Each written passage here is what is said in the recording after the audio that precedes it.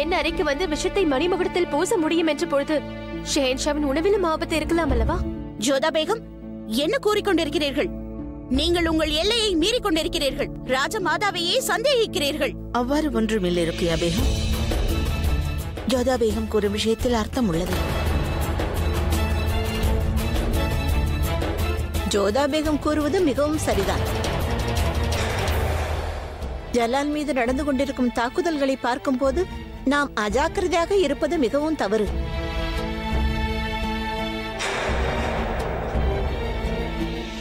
ஷெஹன்ஷா, தாங்களும் ஜோதா பேகம் கூறுவது சரி என்கிறீர்களா? இதில் மறுப்பதற்கு எதுவும் இல்லை பேகம் ருக்கையா. இவருக்கு என் மீது அக்கறை இருக்கின்றது.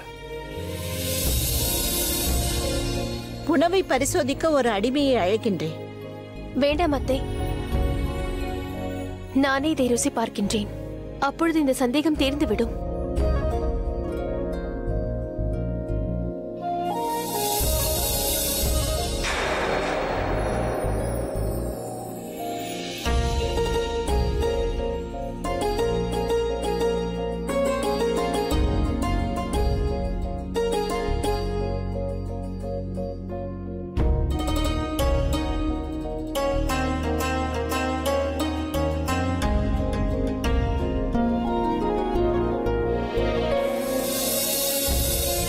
ஜோதா பேகம், மீதமுள்ள உணவுகளை நானே ருசிக்கிறேன்.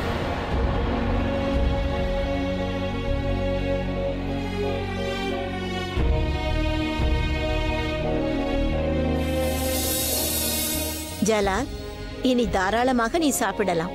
நன்றி தாயே. ஜோதா பேகம், நீ செய்தது மிகவும் சரியே.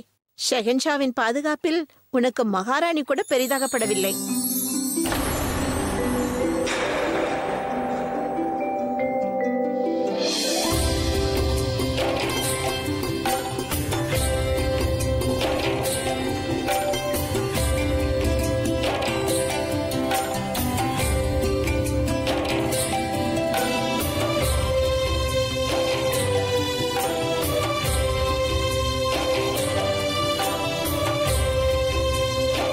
உணவு மிகவும் ருசியாக இருக்கிறது தாயே.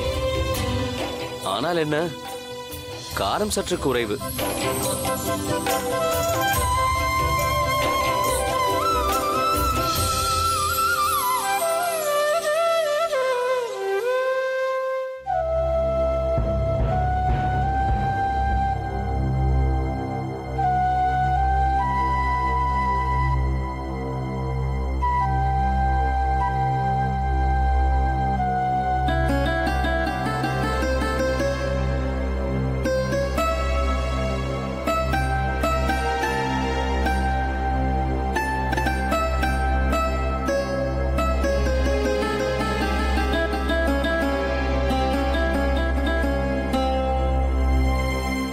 இப்போது கூறு ஷாகிரா, ஷெஹன்ஷாவை கொல்ல நீ ஏன் முயற்சித்தாய்? தாங்களே அறிவீர்கள். ஷெஹன்ஷாவை கொல்ல என்னிடம் காரணம் இல்லை. நான் பொய் கூறவில்லை என்று புரிந்து கொள்ளுங்கள். அதைத்தான் நான் புரிந்து கொள்ள முயற்சிக்கிறேன். அவரின் மரணத்தில் உனக்கு எந்த லாபமும் இல்லை. இருப்பினும் நீ எதற்காக அவரை கொல்ல முயற்சிக்க வேண்டும்? அவ்வாறு நான் ஏன் செய்ய போகிறேன்? எந்த ஷெஹன்ஷா என் மீது கருணை காட்டினாரோ, என்னை சிறைச்சாலையில் இருந்து விடுவித்தாரோ, எனக்கு கௌரவமாக வாழ வாய்ப்பளித்தாரோ, அவரை நான் எதற்காக கொல்ல வேண்டும்? நான் என் விசுவாசத்தை அனைவரின் முன்னும் நிரூபித்திருக்கிறேன். நீ கைது செய்யப்படும் போது ஷெஹன்ஷாவின் உயிர் ஆபத்தில் இருப்பதாக ஏன் கூறினாய்? ஏனென்றால் நான் எந்த சதித்திட்டமும் தீட்டவில்லை. நான் சிறைச்சாலையில் உள்ளேன். இதற்கு பொருள் என்னவென்றால், இந்த செயலை செய்தவர்கள் மீண்டும் ஷெஹன்ஷாவை தாக்குவதற்கான வாய்ப்புகள் அதிகம் உள்ளன. ஷெஹனாஸை பற்றி நீ என்ன நினைக்கின்றாய்? அவள் அவ்வாறு செய்ய இயலுமா? வாய்ப்பே இல்லை. அவள் இதற்கு இப்படி செய்ய வேண்டும்? அது எனக்கு தெரியவில்லை. ஆனால் அவள் கைகளில் காயம் உள்ளது.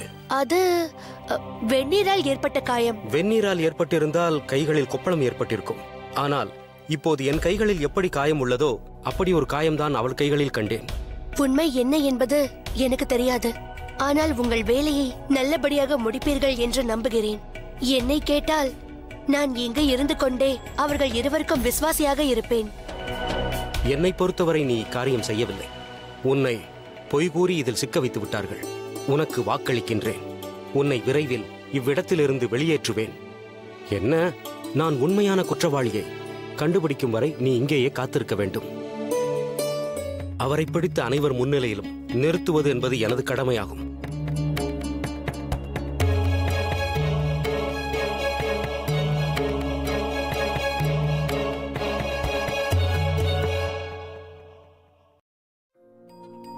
இந்த தீபங்கள் எனக்கு ஆமீரை ஞாபகப்படுத்துகிறது ஜோதா பேகம். ஆமீரையா? சரியாக 1 வருடத்திற்கு முன்பு கோவில் திருவிழாவின் போது நான் உங்கள் ஆமீரில் தான் இருந்தேன். வேடிக்கையான விஷயம் என்னவென்றால் நான் இந்த வருடமும் அங்குதான் இருந்தேன். ஆனால் நிலைமை சற்று வேறாக இருந்தது. நீங்கள் என் முகத்தை பார்க்க விரும்பவில்லை. அதேபோல் எனக்கும் உங்களை நேரடியாக பார்க்க விருப்பமில்லை. நீங்கள் தான் என்னை கோபித்துக் கொண்டு தவறாக புரிந்து கொண்டீர்கள். இன்னமும் நடந்ததை நினைத்து உங்களுக்கு என் மீது கோபம் உள்ளதா? ஷேன்ஷா, தங்களுடைய நடவடிக்கை தான் என்னை வேதனைப்படுத்திக் கொண்டே இருக்கும். எதற்காக? ஏனென்றால் ஒரு பக்கம் அன்பாக இருக்கிறீர்கள், இன்னொரு பக்கம் என்னை வேதனைப்படுத்துகிறீர்கள். அதனைத் தொடர்ந்து நான் உங்கள் அருகில் வந்து விடும்போது உங்களுக்கு எப்படி இருக்கும் ஜோதா பேகம்? மிகவும் அருகில் வராதீர்கள், நெருப்பு சுட்டுவிடும். ஒருவேளை உங்களை தொடுவதால் நான் சாம்பலாகி விடுவேன் என்றால் நான் அதை ஆனந்தமாக ஏற்றுக்கொள்வேன் ஜோதா.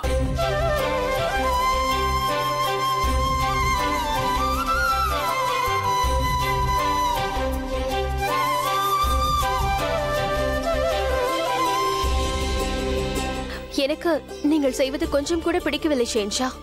எந்த விஷயம் ஜோதா பேகம்? இதுதான். தங்களை பற்றி உங்களுக்கு சிறிது கூட அக்கறை இல்லை. காயம் அடைவதற்கு எப்பொழுதும் சித்தமாக உள்ளீர்கள்.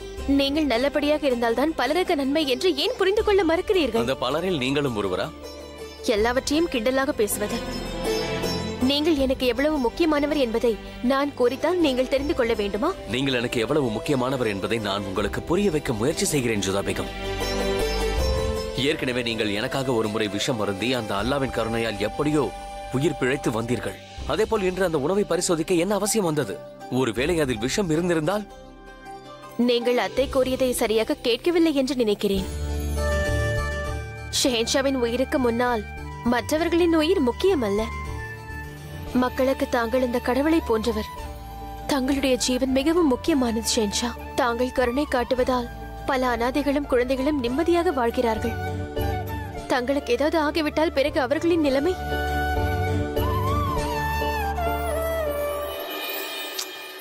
தாங்கள் என் அருகில் இருக்கும் வரையில் எனக்கு எதுவும் ஆகாது.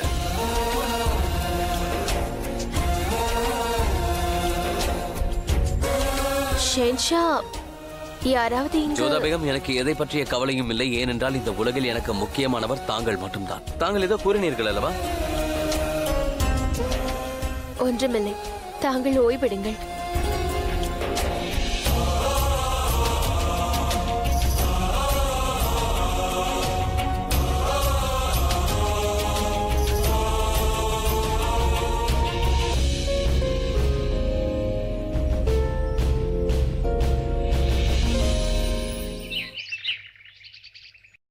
தாயே, ஷேனாஸ் ஜலாலின் தங்கை. ஒருவேளை ஜலாலுக்கு ஏதேனும் நேர்ந்து விட்டால் அரியணை அவளுக்கு சொந்தமாகிவிடும். நீ கூற வருவதை என்னிடம் தெள்ள தெளிவாக கூறிவிடு. நாம் அவள் கதையை விரைவாக முடித்து விடுவது நல்லது. அவள் கனவுகள் மிகவும் பெரியது. அவள் உதவியற்ற நிலையில் இருப்பது உண்மையானால் தமது தாயை விடுவித்து இங்கிருந்து ஓடியிருப்பாள். ஆனால் அவ்வாறு செய்யவில்லை. ஏனென்றால் அவளுக்கு அரியணை முக்கியம். அரியணை அவளிடம் சென்றுவிடும். ஆதகம் கான், புரிந்து கொள்ள முயற்சி செய். நீண்ட நாட்களுக்கு பிறகு நம் கை ஓங்க இருக்கிறது. அதற்கு காரணம் இந்த ஷேனாஸ் தான். ஆனால் தாயே, போதும் மாதகம், நீ கூறியதை கேட்டுவிட்டேன். உனக்கு அதுவே போதுமானது. அடுத்தடுத்த திட்டங்களை நானே போட்டுக் கொள்கிறேன். நீ தலையிடாமல் இருந்தால் அதுவே நல்லது. என்னை நிம்மதியாக செயல்பட விடு. நான் தலையிடக்கூடாது என்றால் என்னிடம் எதற்காக கூறினீர்கள்? ஷேனாஸிடம் நீ முட்டாள்தனமாக நடந்து கொள்ளக் கூடாது என்பதற்காகத்தான் இவை அனைத்தையும் நான் கூறினேன். ஆகட்டும் தாயே, தாங்கள் என் கருத்தில் ஒன்றி போகவில்லை என்றால் இந்த விவகாரத்தில் என்னை ஈடுபடுத்தாதீர்கள். ஆதகம், நான் கூறுவதை கேள். யா அல்லாஹ், என்ன செய்வது? ரஹீம், நீ கீழே இறங்கி வா. முதலில் உன் கையில் இருக்கும் குப்பையை வீசி எறி. முதலில் எனக்கொன்றை கூறுங்கள். இதை ஏன் குப்பை என்கிறீர்கள்? இதுவும் நம் நிலத்தின் ஒரு பாகம் தானே. ஆம் ரஹீம், ஆனால் அதை கொண்டு நீ விளையாட முடியாது. மண்ணை கொண்டு விளையாடுவது சரியான விஷயம் அல்ல. ஆனால் தேஜ்வந்த் சித்தப்பா இதை கொண்டுதானே விளையாடுகிறார். அனைவரும் அவரை பாராட்டுகின்றார்கள். உண்மைதான், ஆனால் அவர் ஒரு சிற்பி ஆயிற்று, நீ சிற்பி அல்ல. எனவே இதை கொண்டு நீ விளையாடக்கூடாது.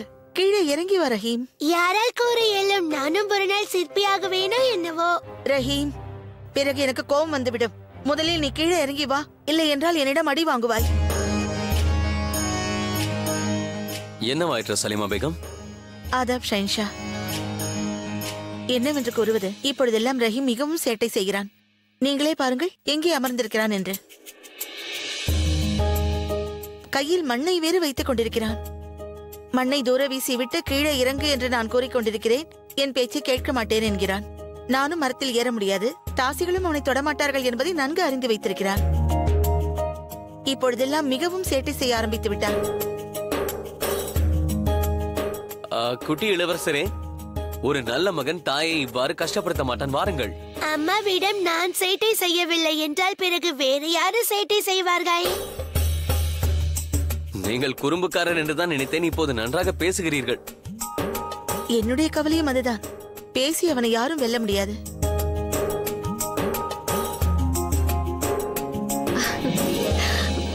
வணக்கம் ஷேன்ஷா. ஆதாப். வணக்கம் சலீமா பேகம். ஆதாப். என்னவாயிற்று? ரஹீமுக்கு புது பயிற்சி அளிக்கிறீர்களா? எதுவுமே அறியாதது போல கேட்க வேண்டாம். நீங்கள் உள்ளுக்குள் சிரித்துக் கொண்டிருப்பது எனக்கு நன்றாக தெரியும். சலீமா பேகம், குழந்தைகள் சேட்டை செய்வது இயல்புதானே? ஓ அப்படியா? நாளை உங்களுக்கும் குழந்தை பிறக்கும் அல்லவா? அதுவும் இது போன்ற சேட்டை செய்யும். அப்பொழுது நான் உங்களிடம் பேசிக் கொள்கிறேன், சரியா?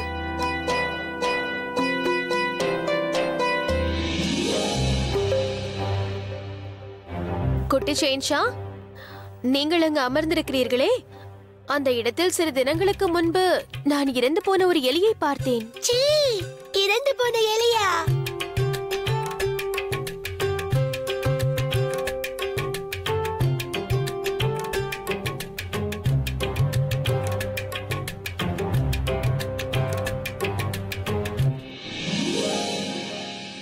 ஏன் அங்கு இறந்த எலி இருந்தது என்று கூறவில்லை?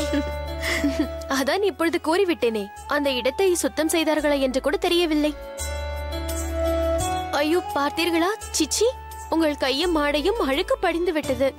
ஆகட்டும் ஷஹன்ஷா, எனக்கு உத்தரவு தாருங்கள். இவன் கைகளை கழுவி விட்டு இவன் உடையும் மாற்ற வேண்டும். குதா ஹாஃபிஸ். போகலாமா? குழந்தைகளை கட்டுப்படுத்த உங்களுக்கு நன்றாக தெரிஞ்சிருக்கிறதே ஜோதா பேகம். அப்படியெல்லாம் இல்லை. அப்படித்தான் ஜோதா பேகம், இப்பொழுதுதான் நான் பார்த்தேனே. இதனால் எனக்கு ஒன்று தெளிவாக தெரிகிறது, நீங்கள் தயாராகி விட்டீர்கள் என்று. எதற்கு தயாராகி விட்டேன்? தாயாகுவதற்கு. நான் என்ன கூற வந்தேன் என்றால், குழந்தையை பார்த்துக் கொள்வதற்கு ஜோதா பேகம். ஏனென்றால் உங்களுக்கு அதில் நிறைய திறமை இருக்கிறது. இதில் உங்கள் அபிப்பிராயம் என்னவோ? ஷேன்ஷா, உங்களுக்கும் ரஹீமிற்கும் வித்தியாசமே இல்லை.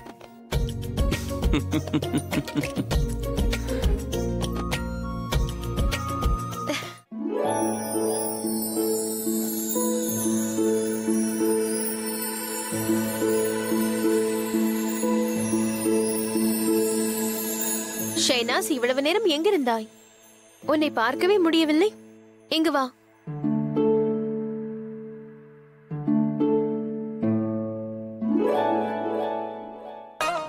என்னை பார்க்க உனக்கு எங்க நேரம் இருக்கிறது? பிறகு இது என்ன? தனியாக பூமாலை கட்டி கொண்டிருக்கிறாயா? நான் உன்னிடம் பேச மாட்டேன். ஷேனாஸ், என்னை புரிந்து கொள்ளாமல் சண்டை போடாதே. பூக்களை கோர்க்கத்தான் நீ எங்கே இருக்கிறாய் என்று கேட்டேன். என்னையா? அது சென்ஷாவின் நண்பர் இருக்கிறாரே, உயரமாக சிகப்பாக பெரிய தாடி வைத்திருப்பாரே, அவரிடம் சென்றேன். யார்? பெயர் தெரியாது, ஆனால் எப்பொழுதும் சென்ஷாவுடன் இருப்பாரே, அவர்தான் என்னை அழைத்தார். ஆகியால் தான் அங்கு சென்றேன். ஆனால் எங்கே? அங்கே தர்பாருக்கு அருகே ஒரு அறை இருக்குமே, அங்கேதான். அதான் யாருடையது?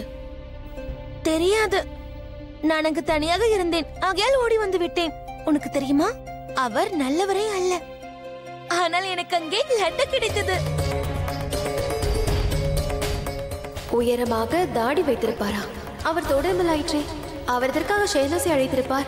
ஏதாவது பிரச்சனையாக இருக்குமோ?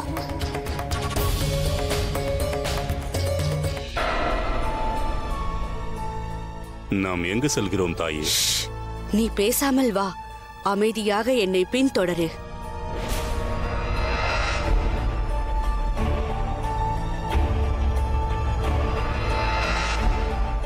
ஏன் நின்று விட்டாய்? இது அற்புதமான இடம் தாயே.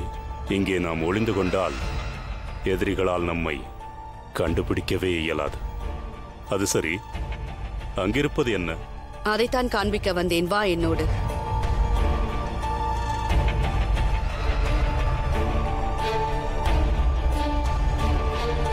எங்கு செல்கிறீர்கள்? இங்கே பார் அதகம். தில்லி சிம்மாசனத்தை பெற்றுத்தரும் அரச கட்டளை. உன் கண்களால் நீயே பார். செல்லுங்கள், இங்கிருந்து சென்று விடுங்கள். நான் என் குழந்தையை தரமாட்டேன். இது என்னுடைய குழந்தை. என்ன ஆயிற்று அதகம்? செல்லுங்கள். அதகம், என்ன ஆயிற்று உனக்கு? இவை அனைத்தையும் நான் தான் செய்தேன். உன் எதிர்காலத்திற்காக செய்தேன். தில்லி அரியணை உனக்கு கிடைக்க வேண்டும் என்பதற்காக செய்தேன். என்ன, தாங்கள் அனைத்தையும் எனக்காக செய்தீர்களா? ஏன் தாயே, ஏன்? ஒரு பெண்ணாக இருந்தும் ஒரு பெண்ணை இந்த நிலைக்கு ஆளாக்கி விட்டீர்களே. இவர் பாட்ஷா ஹுமாயூன் அவர்களது பேகம். இப்போது ஜலால் உங்களை வெறுக்கத்தான் செய்கிறார். இந்த விஷயம் அவருக்கு தெரிந்துவிட்டால் உங்களை இழந்து நான் எப்படி இருப்பேன்? நான் என்ன செய்வேன்? ஆதகம் கான், நீ நன்கு அறிவாய். ஜலால் என்னை தள்ளி வைத்து விட்டான் என்று பெரியம்மா என்று கூட அழைப்பதில்லை. ஆனால் ஒன்றை மட்டும் நீ மறவாதே, இன்றும் நான் மகா மந்திரிதான். நீ ஒன்றை புரிந்து கொள், மக்களிடம் எனக்கு செல்வாக்கு உள்ளது. ஏனென்றால் நான் உன்னை போன்று சரீரத்தை தாக்குபவள் அல்ல.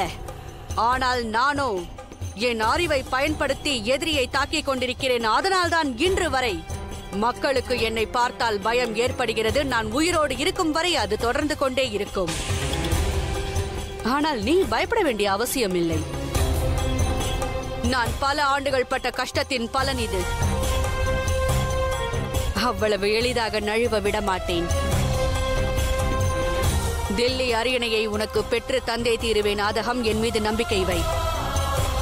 இவளை உயிரோடு வைத்திருந்தால் பொக்கிஷங்களை பற்றிய உண்மைகளை நாம் விரைவாக தெரிந்து கொள்ளலாம். ஷேனாஸ் என்ற அந்த நிஹார் அரச கட்டளையை என்னிடம் அளித்து விடுவாள்.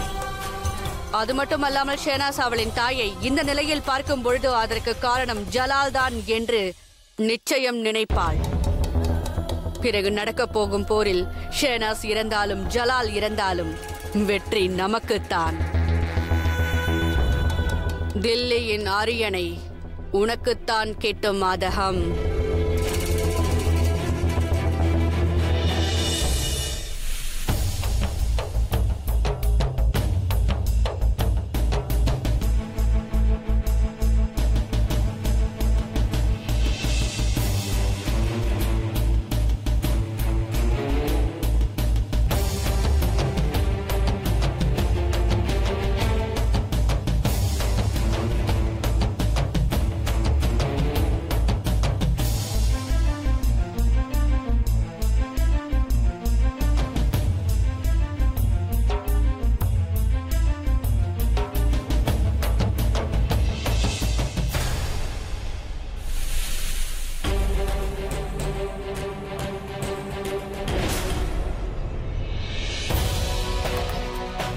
தோடர்மல் இதுக்காக ஷேனாஸை பின்தொடர்ந்து போகிறார்.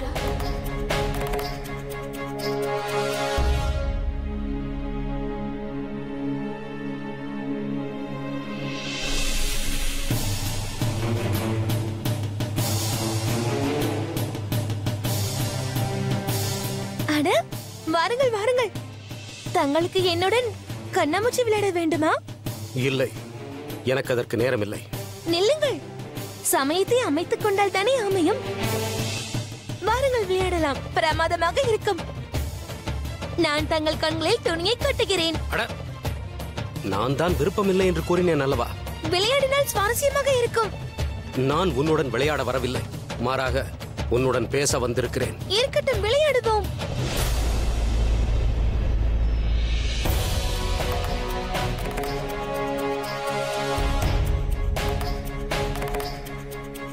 ஷேனாஸ், நீ இங்க என்ன செய்கிறாய்?